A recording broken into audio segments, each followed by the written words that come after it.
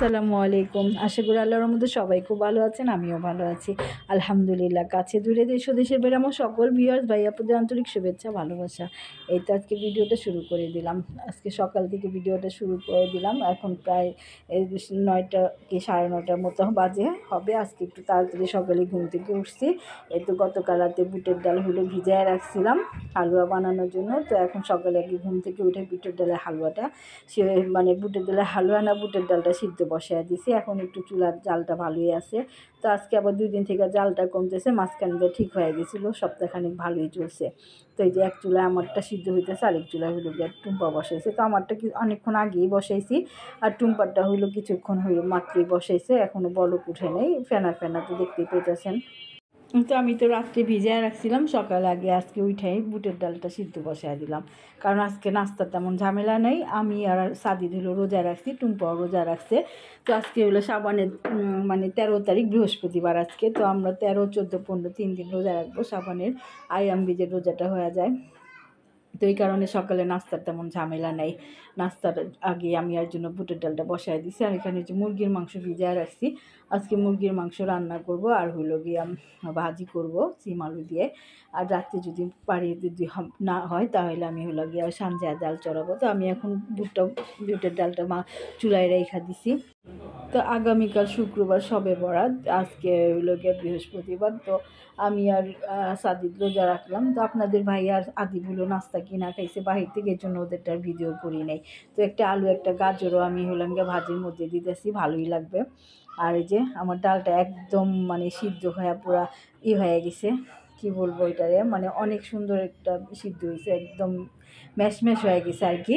তো এটা আমি বাটবো না, ভাবিরে দিয়ে বাটায় নিব। আমরা তো শিলপাটা দিয়েই বাটায় তারপরে হালুয়া বানাই। আর এই তো সাদিদ আবার কি বলছে যে ছোলা ভিজা খাবে, তো রাত্রে আনতে পারেনি, সকালে উঠে আমি আবার ছোলাটারে আনায় ভিজা রাখছি। বিকালে সিদ্ধ দিব, ছোলা ভুনা করব। যতটুকের মধ্যে ভিজবে না হইলে পুরাটা সিদ্ধ করে ফেলবো। চুলার জালে আর যতটুকু সিদ্ধ হয় হবে। তো এই যে ফাঁকে আমি ভাজিটাও বসায় দিছি, তেল গরম করে তেলের মধ্যে আমি সব ভাজিটা ঢাইলা দিছি, কাঁচা পেঁয়াজ দিছি, হলুদের গুঁড়া দিলাম, সামান্য পরিমাণ আদা রসুন দিছি। এখন ভালোভাবে ভাজিটা গিয়ে আস্তে আস্তে চালে ভাজা করে ফেলাইছি। তো এখন নামায়া ফেলবো। তো আমার গিয়ে বুটের ডালটা সিদ্ধ হয়েছে, একটু পানি থাকছে, তো এটা আবার বিকেলে দিয়ে কমপ্লিট করে ফেলবো। আর গিয়ে মাংসটা গিয়ে আমি আজকে ভুনা করব, মুরগির মাংসটা। যেহেতু একবেলা গিয়া খাবে সবাই, শুধু দুপুরে আদিব খাবে, আর আমি আর সাদিদ তো রোজাই রাখছি। তো আমাদের তো আর দুপুরে খাওয়ার ঝামেলা নেই। আর এই যে মুরগিটার মধ্যে আমি আজকে একটু নতুনভাবেই করতেছি, এক হিন্দু দিদির কাছ থেকে শিখলাম, দিদিরা এইভাবে খায়। তো খায় দেখি, জিরা ফোড়ন দিলাম, তারপরে গিয়া শুকনো মরিচ ফোড়ন, আর গিয়ে তেজপাতা দিয়ে ভালোভাবে পেঁয়াজটা বেরেস্তা করলাম, দেখতেই পেলেন। এখন এর মধ্যে মুরগিটা দিয়ে দিলাম, এর মধ্যে একটু লবণ দিয়ে দিব, একটু আদা রসুন বাটা যতটুকু পরিমাণ দরকার ওটুকু দিয়ে দিব। তারপর ভালোভাবে আগে মুরগিটা ভালোভাবে কষাবো আদা রসুন দিয়া আর লবণ দিয়া। তারপরে মশলা দিব, হলুদের গুঁড়া, মরিচের গুঁড়া, জিরার গুঁড়া, জিরা না ধনিয়ার গুঁড়া দিছি। এই যে দেখতেই পাইতেছেন, আমি আদা রসুন দিয়ে মুরগিটা খুব ভালোভাবে কষায় নিছি। তো ওই চুলা থেকে আবার এই চুলায় নিয়ে আসলাম, কারণ ওইখানে ওই চুলাতে টুম্পা রান্না করে, আর ওইটাতে সুবিধা, আমার আবার এটাতে সুবিধা। এই কারণে অনেকে ভাবতে পারেন ওইখান থেকে আবার এখানে কেন। এই যে কারণ একটাই, কারণ দুইজনেতে 2 চুলায় রান্না করি। যারা আমার পুরানো ভিউয়ার্স ভাইয়াপুরা তারা তো জানেন। তো এই তো খুব সুন্দর একটা কালার আসছে, অনেকক্ষণ লাগাই আমি মুরগিটারে ভুনা করলাম, ভাজা করলাম। করার পরে যে পরিমাণ মতো পানি দিয়ে দিছি, একটা টমেটো দিছি, টমেটোটা দেওয়ার সময় দেখাই নেই। তো এখন আর একটুখানি ঝোলটা শুকাইলে তারপর উপরে তেল ভাসলে এরপরে নামায় ফেলবো। তো রান্নাবান্না করার পর খাবারের করতে পারি নাই, কারণ আদিব শুধু একা খাইছে। আর এই যে আমি ছোলা বুট সিদ্ধ দিয়ে দিছি আলু দিয়ে। আর আপনাদের ভাই আবার বিকাল ইফতারির জন্য ফল পাঠাইয়া দিল, আনারস পাঠাইলো, তারপরে পাঁপড় ভাজা পাঠাইছে, তারপর 2টা বেল পাঠাইছে। বললো যে বেলের শরবত করে আনারস খাইতো। তো আমার ঘরেও একটা আনারস ছিল, আছেও এখনও। তারপর ফ্রিজে তরমুজ আছে, পেঁপে আছে, তো ওগুলি আর পাঠাই নাই, ওগুলি ছিল। আমি না বললাম যে না, পেঁপে আছে, তরমুজে আছে, ওটা আর পাঠায়েন না। তো শরবত তো ছিল, রোজা, আমিও রোজা, বেলের শরবত খাওয়ার জন্য বেল পাঠাইছে। এই শরবতের জন্য আমি ট্যাঙের কথা বলছিলাম। তো আপনাদের ভাই আবার বেল পাঠালে, বললো যে বেলের শরবত আজকে খাও, পরে ট্যাঙেরটা খাও। তো আমি আবার ফ্রিজ থেকে বাকি ফলগুলো বের করলাম, যেমন ওই যে বললাম না একটা আনারস ছিল, আনারস একটা আছে, তারপরে তরমুজও আছে, আর পেঁপেটাও বের করে নিই। এগুলি এখন বের করে রাখি। টুম্পা অবশ্য কাইটা নেবে, আর আমি হলাম গিয়া ছোলাটা বাগার দিতেছি। বাগার দেওয়ার জন্য তো আজকে তো সবাই বড়তে আগের দিন অনেক কাজ। আপনাদের ভাইয়া আবার কতগুলি সিমি মটর পাঠাইছে সন্ধ্যার আগ দিয়া ইফতারির সাথে। তো ছেলেরে জিজ্ঞেস করলাম নাস্তা কি, আমার আপনাদের ভাইয়া অবশ্য জিজ্ঞেস করতেছিল। তো সাদিককে বললাম যে বেগুনি ভাজি, দুবাজে বা কিছু ভাজি, ওর হলো গিয়া ভাজা মনে এখন খাবে না, ওর হলো মুড়ি ভর্তা খাবে। তো আমার বলতেছে না মুড়ি ভর্তা করো, আমি মুড়ি ভর্তাই খাবো। না করলাম যে আজকে দরকার নাই, কালকে আগামীকাল অবশ্য আপনাদের ভাইয়াও রোজা থাকবে, আদিবও রোজা থাকবে, তো সেদিন কালকে আগামীকাল খায়ও না। ওর তো বলতেছে না আজকেই করো। তো এই ফাঁকে হইলো গিয়ে টুম্পা হইলো পেঁপেটা কারিটা নিতেছে, ফলগুলি কাটতেছে। আর আমি কি করলাম, ছোলা বুটটা বাগার দিয়ে নিলাম। বাগার দেওয়াটার ভিডিও করি নেই, যে এখন বাগার দেওয়া হয়ে গেছে, নামায় ফেলবো। তো মাশাআল্লাহ তরমুজটা ভিতরে লাল ছিল, এমনিও দেখছি যে লালই ছিল, আপনাদের ভাইয়া কাইটাই নিচে তরমুজটা। তো তরমুজটা যেমন লাল ছিল তেমন খেতেও মজা ছিল। তো এই যে দুবাজা না, বেগুনি আর আলু চপ হইলো বাহির থেকে কিনে নিয়ে আসছে মুড়ি ভর্তা খাওয়ার জন্য। তো আমরা তো সব ধরনের ফল কাইটা নিছি। এখন এই যে ইফতারির জন্য বসছি, আমরা 3 জন রোজা, বললাম না আমি, টুম্পা আর সাদিদ। আগামীকাল হলো সবাই থাকবে, আর 2টা থাকবে। তো আমিও বললাম না সাবানের 13, 14, 15, 3টা করি। আমরা সবসময় গতবারও করছি, সবসময় করার চেষ্টা করি আর কি।